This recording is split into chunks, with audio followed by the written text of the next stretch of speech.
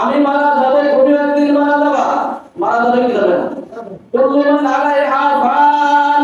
আল্লাহ তাআলা বলতেছেন পৃথিবীতে যা কিছু দেখো সব একদিন ধ্বংস হয়ে যাবে, কিছুই থাকবে না, সব ধ্বংসশীল, সব শেষ হয়ে যাবে। একমাত্র আল্লাহ তাআলার অস্তিত্ব বাকি থাকবে, একমাত্র আমার আল্লাহই বাকি থাকবে। বলেন সুবহানাল্লাহ। এই হিসাবে গোপন তুমিও মারা যাবে, আমিও একদিন মারা যাব। আমি মারা যায়, আমার মারা যাওয়ার পরে যারা জান্নাত হয়ে যাবে, কবরে রাখা হবে।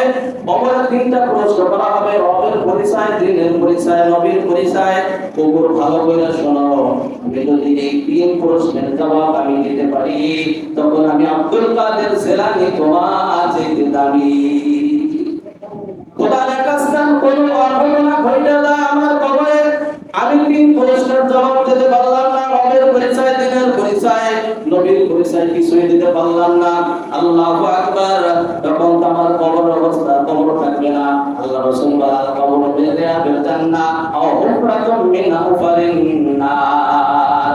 কবরটা জাহান্নামের আগুন হয়ে যাবে, আর জাহান্নামের সাপ বিচ্ছুর কবরে আমারে আক্রমণ করবে। তখন আমি বলবো কবর তুমি আমার থেকে দামি, কারণ তুমি মারা গেলে তোমার কোনো হিসাব হবে না।